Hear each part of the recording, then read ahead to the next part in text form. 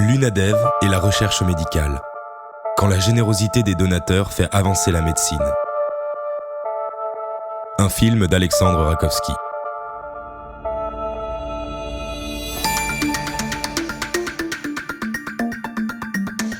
UNADEV Christine, bonjour. Depuis plus de 80 ans, l'Union nationale des aveugles et déficients visuels œuvre dans le but d'aider les aveugles et malvoyants au quotidien. Je suis Miguel Nicolas, téléconseiller à l'UNADEV, l'Union nationale des aveugles. Nous réalisons une enquête de qualité et de satisfaction, monsieur Groppo. René Breton, président de l'UNADEV. En 2006, notre conseil d'administration a décidé d'apporter son soutien à différentes équipes de chercheurs. C'est ainsi que plus de 2 millions d'euros en 5 ans ont été remis à des équipes qui travaillent sur différents programmes dans différentes régions de France. Angers, Bordeaux, Bron, Lyon, Montpellier, Nice, Paris, Strasbourg et Toulouse. Professeur Joseph Collin. La question que se posent les donateurs, c'est bien sûr de savoir comment sont choisis, comment sont retenus les projets de recherche scientifique qui sont soumis à l'UNADEV pour un éventuel financement. Alors je dois vous dire que l'UNADEV a eu cette stratégie tout à fait utile, intéressante, de créer un conseil scientifique, il y a maintenant 4 ans, un conseil scientifique constitué de plusieurs experts, et j'ai le plaisir d'être le président de ce conseil scientifique depuis sa création. Donc nous sommes réunis, nous avons réfléchi sur les façons d'évaluer les dossiers qui sont toujours de très haute qualité scientifique, et nous avons retenu de façon consensuelle un système de grilles, les grilles de notation, de cotation qui sont utilisées dans les grands dossiers des organismes publics INSERM, CNRS en France. Donc ce sont sur ces bases que sont retenus tous les ans un certain nombre de dossiers qui entrent dans l'enveloppe budgétaire proposée par l'UNADEV. En tant que président de ce conseil scientifique, je tiens vraiment à remercier l'UNADEV dans sa structure d'organisation, mais surtout les donateurs de l'UNADEV qui contribuent donc au financement d'études de haute qualité sur des aspects fondamentaux, des aspects génétiques, sur des aspects épidémiologiques de ces maladies, et aussi sur les aspects cliniques et thérapeutiques qui intéressent les patients en premier chef. De 2006 à 2011, l'UNADEV a versé, au titre de l'aide à la recherche, 450 000 € aux équipes en danger.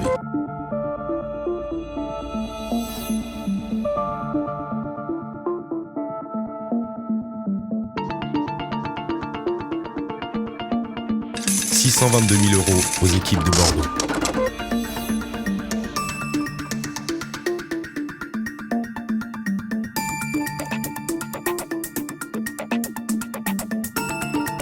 49 000 € à l'équipe de Bron. «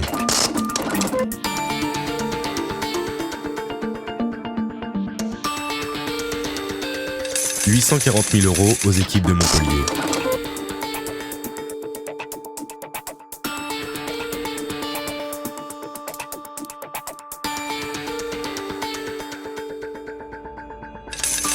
« 16 050 € à l'équipe de Nice.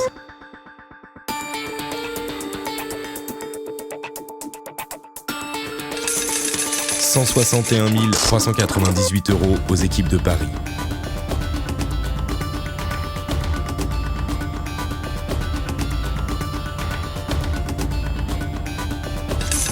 390 000 € à l'équipe de Strasbourg.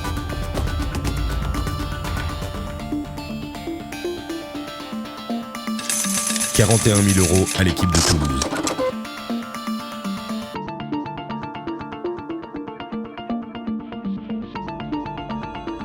Les résultats.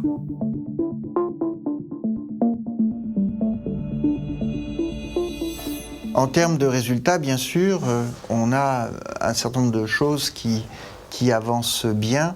Une partie de notre recherche est, disons, dévolue à l'identification des gènes, comme je l'ai dit auparavant, mais aussi à l'identification de nouveaux gènes, des gènes dont on ne sait pas encore qu'ils sont impliqués dans ces maladies et dont on va déterminer qu'effectivement ils le sont. Donc pour ça, il y a toute une stratégie particulière de recherche qui est facilitée maintenant par ce qu'on appelle le séquençage à très haut débit, hein, et donc qui permet d'identifier ces gènes-là. Donc là, on a plusieurs nouveaux gènes qu'on vient d'identifier dans des maladies de la macula, c'est-à-dire la partie centrale de la rétine, dans les rétinopathies pigmentaires et dans les maladies du nerf optique. Nous avons pu acquérir à travers ce financement une expertise qui devient maintenant nationale, voire même internationale, au moins à l'échelle européenne pour nous, et qui est en fait l'étude du métabolisme d'un composé majeur dans la vision, qui est le métabolisme de la vitamine A. L'expertise qu'on a pu acquérir sur l'analyse de ces rétinoïdes et de ces dérivés de la vitamine A est une expertise très importante pour nous. Et c'est notre pain quotidien et notre travail de tous les jours que d'analyser dans les modèles aussi bien cellulaires que les modèles de souris le devenir de cette vitamine A au niveau de l'œil. Cette étude IRM va éventuellement ouvrir la voie à toute la partie neurodégénérative et la partie vasculaire et va nous permettre d'explorer l'ensemble des possibilités diagnostiques et thérapeutiques qui en découlent au niveau de la prise en charge du patient glaucomateux.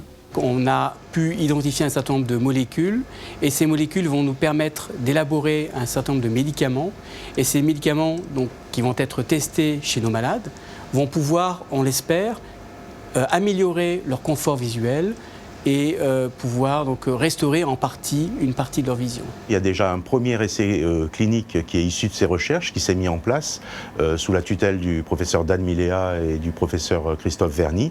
Et dans ces maladies du nerf optique, un traitement qui limite la mort cellulaire est fourni aux patients. Et ce qu'on espère, c'est qu'il va pouvoir réduire la dégénérescence du nerf optique dans ces maladies et donc limiter la perte de vision. On est au tout début de cette étude, mais ce qu'on a pu démontrer, c'est en utilisant des techniques d'infection virale qui nous permet d'introduire la séquence de la mélatonine dans la rétine chez le singe. On est en train de les entraîner et de voir, premièrement, est-ce qu'ils peuvent détecter la lumière ? Deuxièmement, est-ce qu'ils peuvent détecter un objet ou une image? Et puis, avec quel degré de précision ils peuvent détecter des images ou ils peuvent détecter du mouvement ou des autres choses nécessaires pour la vision. Donc on peut espérer, je pense que au bout de 5 ou 10 ans, que si ces techniques marchent chez le singe, on peut l'appliquer également chez l'homme en utilisant exactement la même méthodologie qu'on utilise aujourd'hui chez le singe. Aujourd'hui, on est en essai clinique avec un nouveau médicament pour traiter certains œdèmes maculaires. On a fait un premier essai pilote sur une trentaine de patients qui a été extrêmement concluant et aujourd'hui, on est sur une étude randomisée en clinique. Ça a permis aussi de déposer des brevets. Donc ça a été vraiment quelque chose de fondamental dans la poursuite de ce travail, car si nous n'avions pas d'aide, eh bien, nous aurions été obligés d'interrompre. Et une piste qui s'est avérée être une piste tout à fait valide, puisqu'elle aboutit probablement à un traitement. C'est un travail qui a mis 8 ans à se mettre en place. C'est un travail dont la phase préclinique a été extrêmement longue. La preuve de concept chez l'animal, le rat, a été effectuée. Maintenant, nous passons chez le primate et nous commençons à essayer de recruter des patients qui portent cette mutation qui nous intéresse pour espérer qu'un jour, d'ici peut-être 12-18 mois, nous pourrons débuter l'essai des thérapies géniques. Nous avons mis en place une base de données au sein du centre, de façon à recueillir les informations de tous nos patients. Cette base de données a été mise en place sur un projet UNADEV. Nous avons aussi travaillé avec la thématique de dépistage des facteurs de risque liés au kératocone, en collaboration pendant 1 an avec le professeur Tayeb, qui est donc dermatologue au CHU de Bordeaux, et notamment le docteur Catherine Droicourt, qui a mis en place avec nous une consultation couplée de dermatologie et d'ophtalmologie visant à prélever le sang de certains patients pour faire des analyses génétiques. Ça a fait l'objet d'une publication et il y a à présent d'autres voies de recherche pour essayer de trouver un marqueur génétique du kératocone et cela est complété par les travaux très avancés sur d'autres gènes qui sont réalisés à Toulouse. Le projet, donc financé par l'UNADEV depuis maintenant 2 ans, est en train d'aboutir. Donc la première partie du projet va être soumise à publication dans quelques semaines. Et pour la deuxième partie, nous avons des résultats qui sont très prometteurs. Nous les avons eus il y a une petite quinzaine de jours, donc nous sommes très excités et nous avons vraiment très confiance dans les résultats que nous avons d'ores et déjà obtenus. Ça va nous donner des points d'accès directs.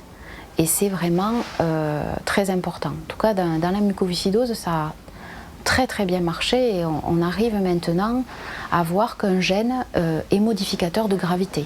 Nous avons déjà obtenu un certain nombre de résultats préliminaires qui nous ont permis justement de justifier notre demande budgétaire auprès de l'UNADEV. Ces résultats préliminaires sont très intéressants car confirment que les gènes sur lesquels nous travaillons produisent des protéines qui sont clairement, aujourd'hui, grâce à nos travaux, impliquées dans le métabolisme énergétique du système nerveux central. Et nous pensons donc aussi au niveau de la rétine. Nous allons vouloir, dans les mois et les années à venir, identifier les protéines partenaires des protéines sur lesquelles nous travaillons pour voir quelles pourraient être les nouvelles stratégies thérapeutiques à envisager pour le plus grand nombre. On est dans l'étape encore cellulaire où on va valider les produits qui sont identifiés, qui ont été identifiés dans ces cribles moléculaires.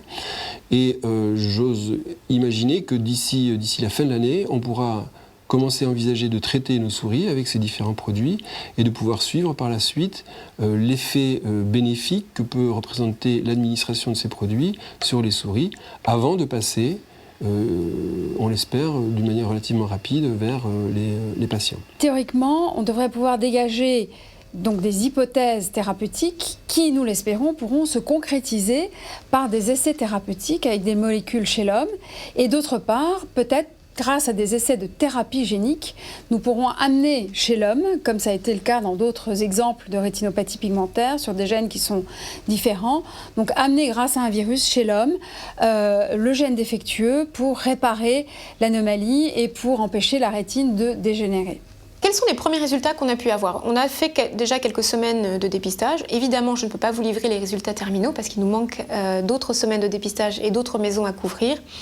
Alors, le premier point qui a été important, c'est qu'on a toujours été extrêmement bien reçus puisqu'on s'est aperçu en fait qu'en contactant les médecins coordinateurs de ces maisons de retraite, dans la plupart des cas, il n'y avait aucun suivi ophtalmologique qui soit organisé. Les bénéfices directs et indirects de cette enquête nous permettent de faire valoir l'existence et la création de ces nouvelles structures dans les Alpes-Maritimes pour 2012. Le début de cette étude a permis aussi d'alerter les maisons sur la nécessité d'avoir un travail collectif et une organisation structurée autour de leurs patients et de leurs pensionnaires par rapport à la santé visuelle. Comme nous vous l'avons signalé, cette étude et cette recherche actuelle s'inscrit dans le cadre d'un projet global de recherche et de développement que nous menons au sein du service sur cette deuxième cause de cécité dans le monde. Il est évident que ces premières études nécessiteront des confirmations et certainement avec des appareils complémentaires. C'est la raison pour laquelle nous souhaitons conserver et développer ce partenariat grâce à l'UNADEV, initié cette année et qui, nous l'espérons, pourra perdurer de nombreuses années. De 2006 à 2011, l'UNADEV a versé plus de 2 800 000 € au titre de l'aide à la recherche.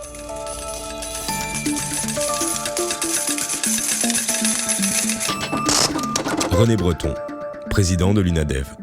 Cette politique de l'UNADEV consistant à promouvoir l'aide à la recherche ophtalmologique est rendue possible grâce à nos centaines de milliers de donateurs qui, année après année, nous apportent leur soutien par de nombreux dons. Et à ce titre, au nom du conseil d'administration de l'UNADEV, je tiens à les remercier chaleureusement pour leur fidélité et l'aide qu'ils nous apportent. Producteur Jean-Philippe Cross. Image et montage Alexandre Rakowski. Image de synthèse Arnaud Chevrolier. Musique et mixage Clément Allais. Assistante de production Vanessa Pigassou. Documentaliste Laetitia Dell. Chargée de communication Cécile Coulon-Deslois. Relations presse Ludwig Mendes. Conseiller scientifique Thibaut Fourteau. Conseiller rédactionnel Christine Vilissec. Assistant à la réalisation Clément Allais, Cécile de Ponty, Tan Pandou, Jérôme Chanty.